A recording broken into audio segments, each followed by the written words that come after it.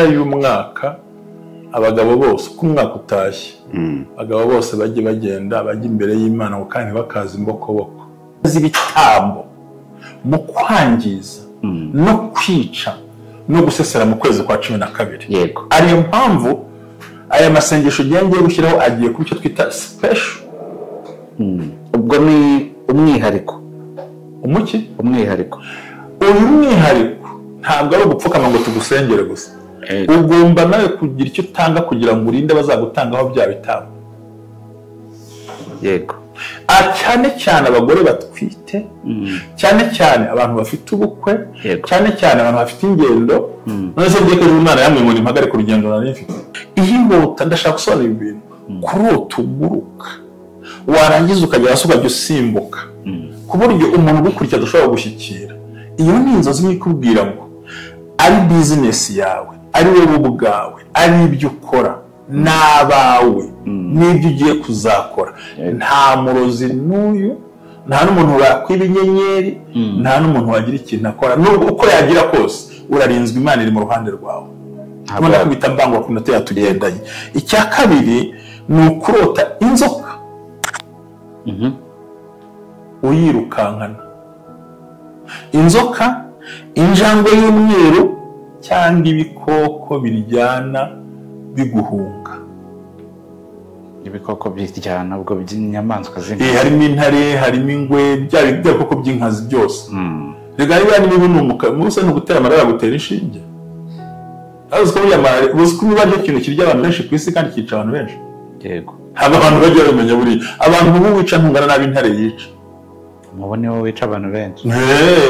So mvuga ngo iyo uruzi si guhunga ziruka. Cyane inzoka y'umukara ni uburyarya n'urupfu. Yego. Injangwe y'umweru isobanura umurozi ariko udasobanutse, wambaye ikoti, wambaye costume, wa muntu utakekaho uburozi bitagaragara. Niwe utanga ifunguro mu rusengero, Mana nyagasa, niwe murejiyo, ni wa muntu abantu bizeye itinyanga mugayo ariko kumbi erega baravuga kantu Jerry kantu baruwe katenda gusabye agashyire kuri TikTok kavuga ngo abantu bafite umuntu uryoshye n'amagambo aryoshye. Yego. Ariko imitima yuzuye uburozi. Imitima yuzuye uburozi.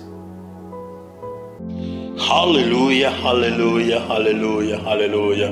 Ubumwe bw'Abera Ministries uyobowe na Reverend Ntababazi Jean Baptiste, aha amavuta akandagira amateka dushingiye ku mvugo y'ijambo ry'Imana rigaragara mu gitabo cyayo ibice 33 umurongo wa 14 kugera ku 16 hasobanura yuko Imana ivugira mu nzozi no mwiyerekwa rya ninjoro abantu bashyizweyo.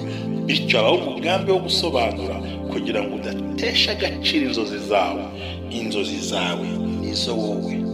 Ntaho uzatandukana n'imvugo y'Imana. Wizitesha agaciro, wizisuzugura. Izigambiriye kukugirira nabi zishingiye kuri karande ufite n'Imana ibikubwira, bisenye biveho. Ibishingiye mu kuri nabyo bisenga ukiranuke. Ubumwe bw'Abera Ministries buri muntu wese mu itorero rye abo wejejwe akore nk'imirimo ariko duhurire mu gukiranuka no kubaka ahazaza hawe hashingiye ku nzozi zawe n'imitekerereze yawe n'ibikorwa byawe. Uruwa agaciro, uriwe kandi uriwe n'Imana izubakiraho amateka adasanzwe. Ubumwe bw'Abera Ministries umuntu arisanzura akamenya yuko Imana iri mu ruhande rwe. Shalom shalom. Gusuje nkwifurije kugira ibihe byiza wowe dukurikiye aho uherereye hose. Imana igumugisha cyane kandi turashima Imana ko yabanye natwe kuva mu kwezi kwa mbere, mu kwa kabiri kumanuka kugeza tukaba twatangiye ukwezi kwa 12. Ibyo byose turabishimiye. Rero nawe aho uri hose nizere ko uri gushima Imana ku byagenze neza no ko bitaragenze neza. Wiragize ibiri imbere, kuba ugihumeka ni ikimenyetso cyerekana ko imbere ari heza kandi gufiteho imigambi myiza. Ni kubumwe bw'Abera rero Ministries amavuta akandagira amateka ubuzima bugahinduka. Murabizi ko ku ntangiriro z'ukwezi tugira amasengesho kugira ngo ibintu bigende neza, cyane cyane ko muri aya mezi 3 twabonye ko ibintu bitazaba byoroshye. No gusaba Imana imbaraga tukayiyoboza inzira tukayegera kurushaho, ubundi ikatuyobora ibintu bikarushaho kumera neza. Ni muri urwo rwego rero aya masengesho yacu n'ubundi turayakomeje, ariko n'ibiganiro turabikora kuko byose ni ugufashanya. Turasenga ariko tunabashyiriremo ibiganiro bibafasha. Nibyo byiza kandi koko niko Mushumba yahisemo kugira ngo ibintu bigende neza. Amazina yanjye ni Jerry, tujye kubana muri iki kiganiro ndetse no mu masengesho twatangiye ibintu bikagenda neza. Mushumba waramutse? Naramutse amahoro, ndashima Imana. Nawe nizere ko waramutse neza. Naramutse neza. Okay, Imana nihabwe icyubahiro. Yego, nk'uko wabivuze rero tutarajya kure, muri aya mezi 3 ni ukuvuga ngo amasengesho twayatangiye mu kwa 10 ndakeka. Uvuga uti amezi ari imbere mu kwa 11 atangiye mu kwa 9 uvuga uti ibi bihembwe ukuntu bimeze. Ariko nje ndahera aho nitayeho kureba cyane, guhera mu kwezi kwa 10 mu kwezi kwa 10 mu kwezi kwa 10 kwa 11 aya mezi uko ari abiri habonetsemo impfu nyinshi. Yego. Kandi ku bantu bakiri bato mu myaka yo hasi, imyaka mikeya, sinzi ukuntu bwari nk'ubuhanuzi. Hagiyemo n'abahanzi. Yego. N'abandi bantu bakomeye. No kuvuga ngo ubundi mu mpera y'ukwezi buriya abantu benshi dukunze kuganira. Ubundi hari ijambo naganirije abantu uyu munsi, natwe twakugiraho umugisha. Bivuga ngo mu mpera y'umwaka abagabo bose uko umwaka utashye, abagabo bose bajye bagenda bajya imbere y'Imana ngo kandi bakaza imbokoboko. Noneho kandi biriya tuvuga ngo turi abagabo bo guhamya Kristo. Burya ucukumbuye biriya turi abagabo bo guhamya Kristo, ariko turi n'abageni ba Kristo. Turi nk'abantu babiri burya icyarimwe. Turi abagabo bo guhamya Kristo, turi n'abageni ba Kristo. So rero iyo impera y'umwaka iri gushira byanga byakunda hagomba kuboneka impfu nyinshi. Ahubwo kuno kwezi kwa 12 ko bizaba biteye ubwoba n'agahinduko, impanuka, uburwayi, abantu batakaza akazi, bamwe bakora ubukwe, divorce zibaho, abandi batandukana. Kubera iki rero? Impamvu y'amishurandege bwari ubuhanuzi Imana yampaye. Ariko urumva n'amayerekwa igihe nk'abandi wa muntu ukuze, ndasinza nkuze mu by'umwuka nabangiye kubeshya. Ariko ndagerageza mu myaka 40 uri mu itorero, ukagiraho 30 n'ingahe uyobora wigisha, ntekereza ko utari umwana cyane. Yego. Rero ntabwo najya hano ngo nikunkumure ngo mvuge ibintu byinshi. Nabonaga hariho impfu. Kabiri, hari ikintu cyitwa ubukene. Kandi muri iyi minsi hari ubukene butavuze ihoni, bucecetse ukuntu, ariko bugize buhari. Ntabwo ari ahandi umuntu ushobora kubona nyine nk'uko umbona, ukabona ameze neza, ndabyibushye, nambaye neza, ariko nkakubwira ni mbabarira nguriza 2,000, si 1,000-2,000, akakubwira ati nanjye niyo mpamvu ndi gushimira abantu.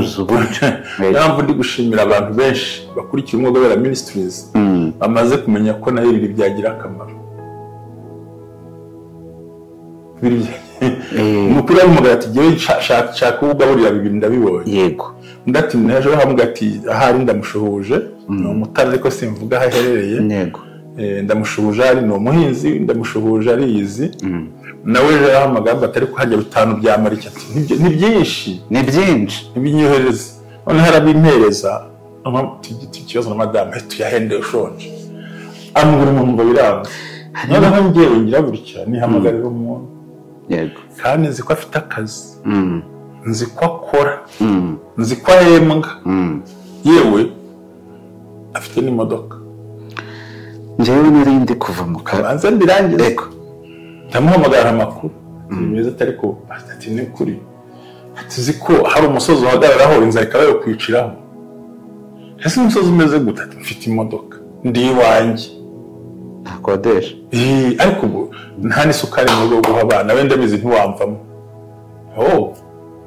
Bitanumva ko mbonye ndamwarira muri 5 kugira ngo abantu barye. Yego. Ati simbivuze ariko bikore neza. Bitandumva ngerageza uko ngerageje nyine nongera ngira ibindi ngira ndagira. Noneho urumva deja hambwa ati ziko mpagaze ku musozi wo gupfiraho. Ese imeze gute? Abantu barana ko nsirimutse, barabona ko nkize, kandi ko imodoka ndayifite, ndetse ndi niwanjye n'abana bari, ariko nta kintu dufite. ubwo so uramutse wumvise n'ijwi rikakubwira ngo muhe 5,000 urumva watinya? Ntabwo natinyuka kuko ngenda n'amaguru. Wacyaha ukavuga ati umva ko navuze ko ari inzara igize gute icecetse ariko iri kunigira ahantu umuntu cyane. Umuntu akipostinga ukabona arakeye afite ishusho amugani ndibuka nigeze kurota rimwe hashize imyaka nk'6 Imana irambwira mu minsi izaza ngo hagiye kuboneka iseko ariko imitima yarashize. Umuntu agaseka ariko umugabo ari guseka ariko urwo rwamunaniye, umugore ari guseka urwo rwamunaniye n'ubuzima. So urumva rero nabonaga hariho uburibwe, impfu z'impanuka, uburwayi bwinshi butunguranye, ukuntu na malaria yatangiye guhaguruka cyane. Noneho ikindi ubukene bwo mu ibanga. Niba abadutungaga ari abakozi, niba abadufashaga ari abakoraga, ya mirimo irahagaze. Sinari nzi ko Amerika izahagarika biriya bintu. Yego. Urumva rero ikintu Imana yampishuriraga. Ariko mu kwezi kwa 12 na feri ni hatari. Sinzi cyo agiye kumbwira rero nawe. Icyo nari ngiye kukubwira nti tukiri muri bwa bukene bwihishe, nari ndi kuva mu rugo. Mbona umusaraza ati ndagushaka. Mbona n'ubwa mbere mubonye aranshakira iki. Nari ndi kuri telefone ndi kuvugana n'umuntu nabwo ntigira vuba barasa ku ngingo ndi kujya mu kazi. Inzara irangije. Umuntu rero yambeshya yambwiza ukuri akivuga inzara ayo naba mfite yose ndaguha kuko washonje. Nari mfite 2 mu mufuka ndamuhereza. Kwa kundi uhereza umuntu ikintu ukabona arishimye abuze uburyo yifata, kamushubirije ikibazo cyari kimubangamiye cyangwa kimugoye. Nawe nuko yahise amera. Bajye muri session comment bakwandikire. Nuvuga ngo ubu bukene buriho apana no mu Rwanda n'ahandi hose. Ni ubukene bwihishe utakekera ku muntu. Yego. Utakekera ku mucuruzi cyane. Kandi hariho n'ibyago bikomeye. So rero naniye gusenga amasengesho ku buryo mu guborono abantu bagomba kumenya. Ikindi cya kabiri, ukwezi kwa 12 n'ukwezi kw'ibitambo byinshi. Iby'abantu, by'amatungo, by'amafaranga. Yego. Impanuka uyu muhanda dutuye hano gutya no mu kanya zari zagonganye imodoka na moto ariko nta wapfuye. Oya. None intumbi zo zirahari hano hafi. Barapfa ntareje undi musore wapfuye saa 6 avuye mu kabari ahita bagonga agwa muri paraburize ahita apfa. Bango bontu baragenda mu mpanuka ibintu byose ubona ko ari ikibazo ariko ntibarasobanukirwa. Oya muhanda Gahanga Bugesera wo urimo ibindi bintu. Niwe nyine zigira ngo n'ahandi hose niko twuba tubivuga kandi ibintu ndimo mvuga please abantu babyumve ntabwo biri mu gihugu cy'u Rwanda rwacu gusa. No. Ni ikibazo cy'isi yose. Yes. Yego. Kubukene hamwe amafaranga yakira akayibarwa haciye.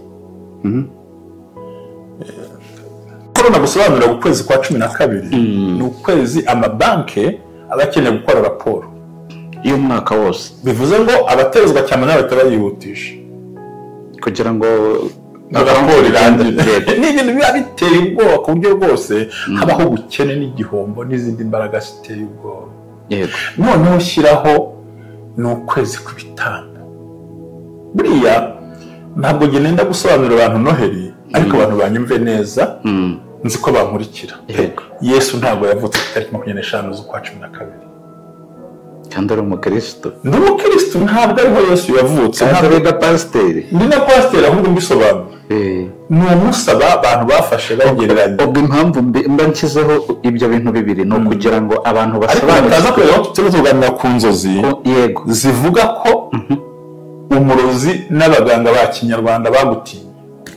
Inzozi urota zikakubwira ko nta murozi, nta gisambo, nta sazi, nta nyoni, ntaki bose baragutinye kubera imbaraga Imana yaguteretsemo. Uzirose uri cyamamare. Ubwo dusobanurira aho turaza kuzivuga nagira ngo tubaze kubyumva. Yego. Iyo mbere le 25 décembre no kuri barabizi bose n'abapasiteri. Mere pasteur n'abapadiri n'abandi le 25 décembre cyangwa 25 z'ukwa 12 za buri mwaka kandi ariho Yesu yavutse. Ibyo bantu bose barabizi. Iriya mihango ikorwa rero biriya baragereranije kuko ubundi iriya le 25 décembre ntabwo ashaka ubundi yatangiye ari umunsi w'abapagani Higa nabi gusobanura byose ndabizi buriya. I know. Yabaga ahantu botaga izuba n'iki byose ntabwo mufite indaho noneho bazafata akaba n'iminsi yo guhana impano. Urashaka ko twumva ngo tabyubahiriza burya bundi batanga impano bakazisubiza. Ntabwo banazipfundura burya. Guha impano abana b'abanyaburayi n'ibiki byose iyo bita kabeverisi twayifatwa isubiza umuntu arayifungura akayira bakongera akayifunga bakabigurira bakabigarura mu maduka bikazagusha gufasha abakene. Noneho baricara barahuza batereka tubihuza n'umwami Yesu. Bitangira umunsi w'igipagani, umunsi wa gikristo, ariko uyu munsi ntabwo ari umunsi wa gikristo, si n'uwa gipagani, ni umunsi wa business. Kuko abashinwa ntibemera Yesu, ariko ibikoresho byose dushyiramo bya biti, bya birugu, na ya matara. Nibwo burarirwa icuruza inzoga nyinshi. Yego. Nubwo indaya zibona abakiriya. Yego. Kandi ikintu kiranga umunsi w'upagani ni inzoga, no kubaga amatungo, no kusambana. Kumena amaraso. Yes. Uziko mucana cyo babyumvise. Nabyumvise. Abantu ntibaryama. Uzarebe kuri 26 hawo bubyutse. Oya. Fantasy irabura inzoga zikabura, inyama zikabura. Inyama zikabura. Bakabaga inkoko, ingurube, inkwavu n'ibidatanga bakabitanga. Umushakashatsi nigeze gusoma mu gitabo muri Noheli yo muri 2023 nubwo hariho covid. Bavuga ko nibura inda zitateganijwe ku isi yose. Bakobwa 10 cyangwa bangaye babaye ngo zaba abana benshi bavutse muri iyo minsi. So bari ku bundi igiye mu buryo bwo kuvuka usanga Kristo yaravutse nibura mu kwezi kwa 9. Ubwo ntabwo ndi ugiye mu mibare y'uyu munsi. Nubwo ukenera ko tuzasobanurira abantu tuzabigaruka abumva bikeneye basobanurira. Ariko twebwe tubyite ngo nk'umunsi mu Rwanda umuntu utazi igihe yavukiye. Kandi si no mu Rwanda gusa no mu isi yose. Iyo utazi igihe wavukiye bagushyira ku itariki ya mbere z'ukwezi kwa mbere. Urakoze cyane. Ni nkuko bafashe ibyo bintu barabikora. Noneho barabihuza uva mu munsi wa gipagani uwo munsi wa gikristo. Abantu barayubaha. Ariko muri iyi minsi turimo mu munsi wa business. Urebe ko nawe byo mubwiye sinzi kubyumva uri umuntu mukuru. Yego. No munsi wa business kandi curuza no bakagirekaho no kurya no kunywa n'ibindi byaha byose. Ariko nabasenga bakagira gute? Barasenga ariko niyo nabo bajya muri ibyo byose bijyamo twe twibuka ikintu gikomeye. Yesu yavuze ngo bari byari inyuma mu ijuru kibaro cy'Imana. Mwisi amahoro abe mubo yishimira. Twe nibyo tuserebura uwo munsi. Ko mu gihe mva muri Sena nagiye aho ngaho muri uyu munsi ni muri Palestina. Uragenda ukajya wita Beteli naho bita Bet Shauri. Ni imisozi ibiri itandukanye. Bet Shauri ni umusozi wa wundi Rusi yabanyemo na Boaz ari waje kubyara umuhungu aza kubyara Yesaya, Yesaya bya Dawidi. Aho rero Dawidi niwe baje kumukura bagira ngo kimwimike i Betelehemu. Yego. Kuko iyo mujya i Betelehemu, irimo ujya Bet Shauri aho yaragiraga intama ubanza kunyura muri ku Beteli. Numva naracenda birero ndabigukirana byose. Aho ni naho rero Yesu n'ubundi yavukiye aho ngaho hari Boaz na Rusi, hagiye Dawidi na Yesu niho yavukiye. Niho abanyabwenge bamusanze. Sibyo? Yego.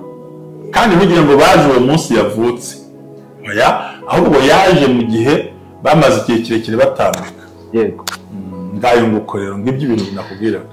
Yego, ndumva rero abantu bumvise kubyerekeranye n'ukwezi kwa 12 ko kwihariye.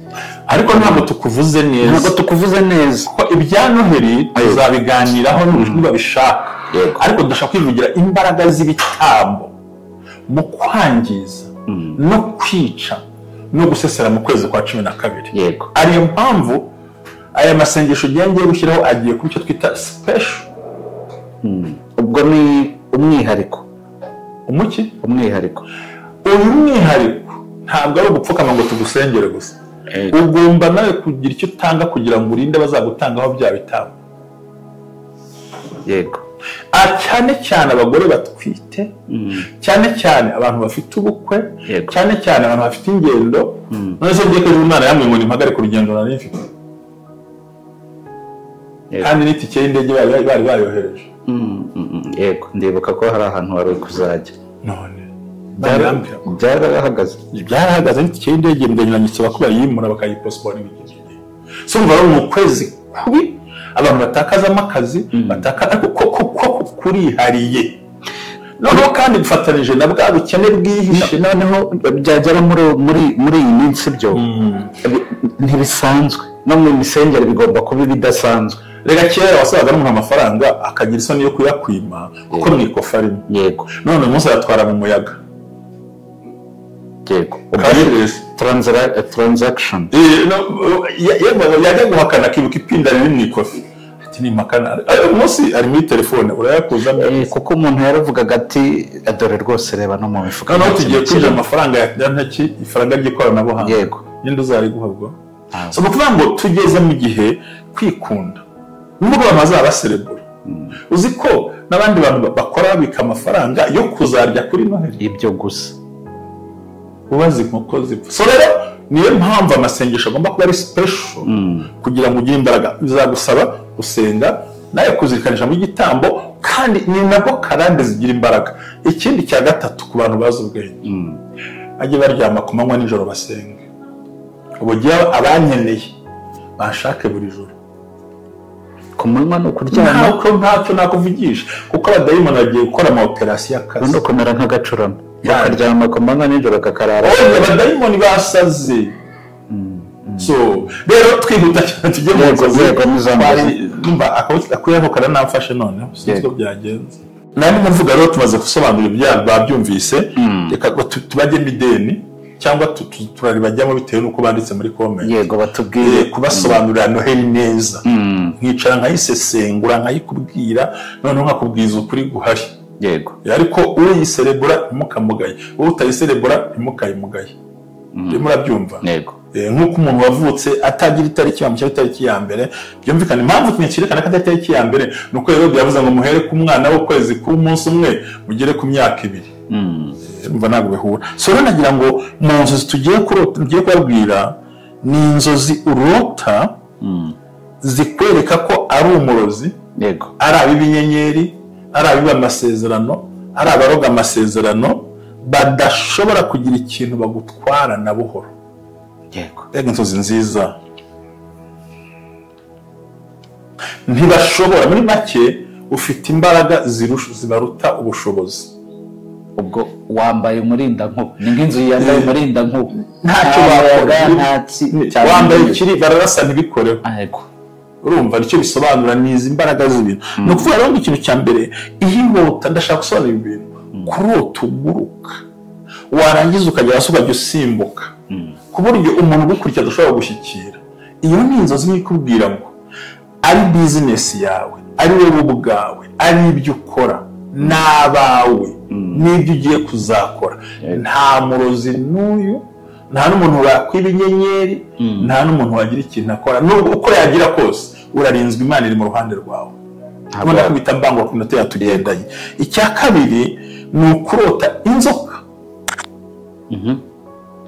uyirukankana inzoka injangwe y'umweru cyangwa ibikoko biryana biguhunga ibikoko biryana ubwo by'inyamaswa harimo intare harimo ingwe bya bikoko by'inkazi byose rega niba n'ibinumuka musa no gutera amarara gutera inshinge aziko yamara uziko niba ari ikintu kirya abantu benshi ku isi kandi kica abantu benshi yego abantu bajya bamenya buri abantu ubu wica ntungana nabi intare yica mubone wowe wica abantu benshi so nuvuga ngo iyo uruzi si guhunga ziruka cyane inzoka y'umukara ni uburyarya n'urupfu yego injangwe y'umweru isobanura umurozi ariko udasobanutse wambaye ikoti wambaye costume wa muntu utakekaho uburozi bitagaragaraho niwe utanga ifunguro mu rusengero Mana nyagasa niwe murejiyo ni wa muntu abantu bizeye itinyangamugayo ariko kumbi erega baravuga akantu jeri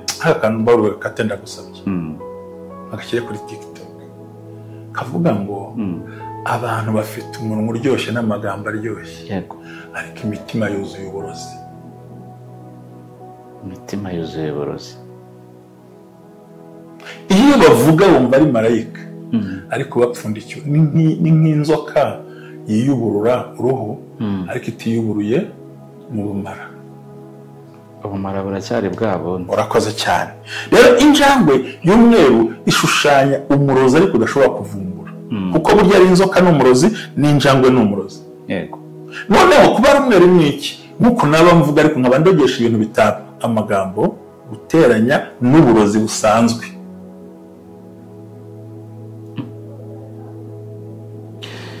Niyo mpamvu ari umweru cyane, ukabona ari keza nyamara kikorera ibindi bintu umva naho kwitumye karatwikira.